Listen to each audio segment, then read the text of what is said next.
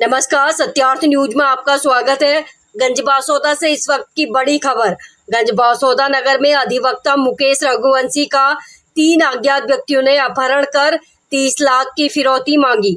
मुकेश रघुवंशी अपने ऑफिस से घर 4 व्हीलर से रात 12 बजे निकले। इस बीच एक व्यक्ति ने उनसे लिफ्ट मांगी और कहा, आप हमें इमली चौराहे पे छोड़ देना। बारिश होने की वजह से उन्होंने उस व्यक्ति को बिठा लिया।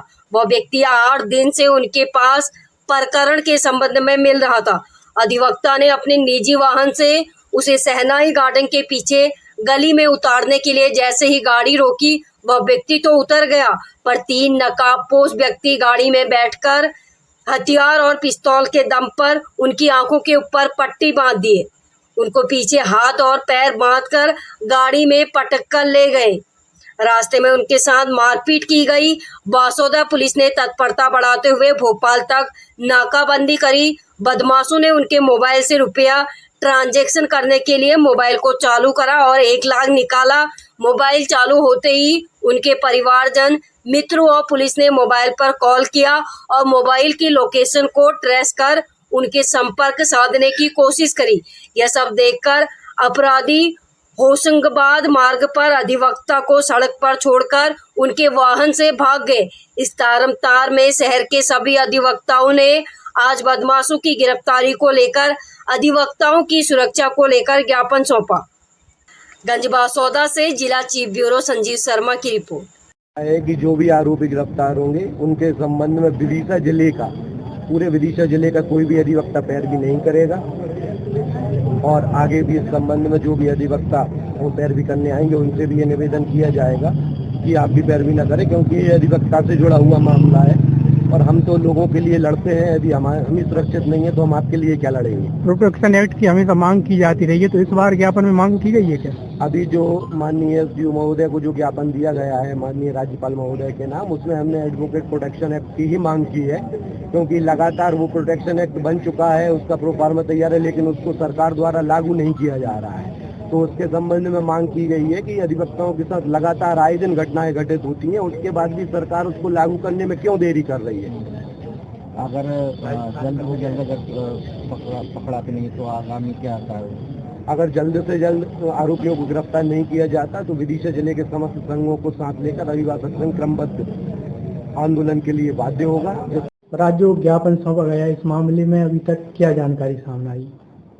ये हमारे अधिवक्ता संघ की ओर से ज्ञापन दिया गया है कि थाना बासौदा शहर के अपराध क्रमांक 614/24 जिसमें श्री मुकेश रघुवंशी अधिवक्ता के अपहरण और फिरौती की मांग को लेकर घटना घटित होना बताया गया है। इसमें सभी तथ्यों को संज्ञान में लिया गया है और जैसा कि मैंने आपको बताया कि गंभीर घटना है, दुखद घटना है, लेकिन साथ में यह भी है कि इसमें अधिवक्ता जो हमारे पीड़ित व्यक्ति हैं उनका भी थोड़ा सा ज्यादा लिबरल होना पाया गया है और उसमें, लेकिन घटना गंभीर है, उसको पूरी तत्परता से लिया गया है और उनको सकुशल उनकी बरामदगी की गई है, जो अभी स्वस्थ हैं, उनका मेडिकल उपचार कराया गया है। और इस घटना से संबंधित अभी तक जो आरोपियों के बारे में जानकारी ली गई है उसमें 3 आरोपी जो स्थानीय हैं उनको चिन्हित किया है, उनकी पहचान कर ली गई है और प्रयास किया जा रहा है कि उनकी जल्दी से जल्दी गिरफ्तारी हो।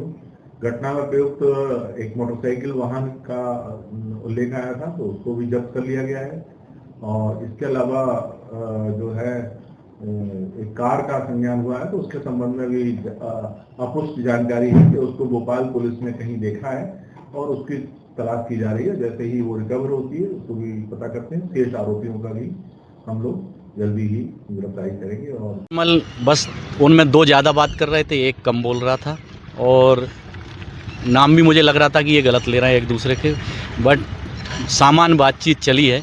वो पैसे के संबंध में वो आपस में जो थोड़ी बहुत बात करते थे तो वो एक दूसरे के कान में करते थे, तो जो मुझे सुनाई नहीं देती थी।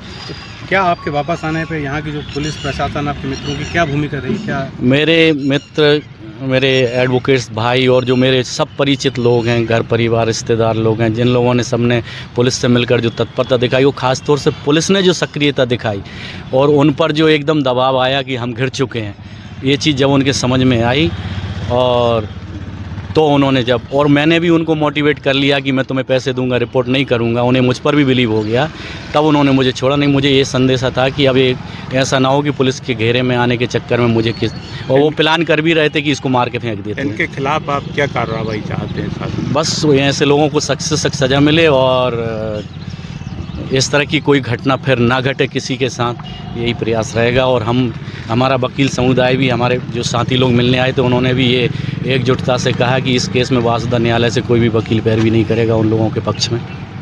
आइंदा ऐसी घटना ना हो तो इसके लिए क्या आप सब मेरा तो ये कहना है कि कितना भी परिचित हो, बहुत जल्दी किसी पर विश्वास नहीं करना है, और किसी भी कितना ही परिचित हो, रात के समय किसी को लिफ्ट नहीं देना है अपने वाहन में, अपने आप को सेव करके चलना है। मैंने ये सीख अपने आप में ली है और आइंदा से सभी से यही निवेदन रहेगा।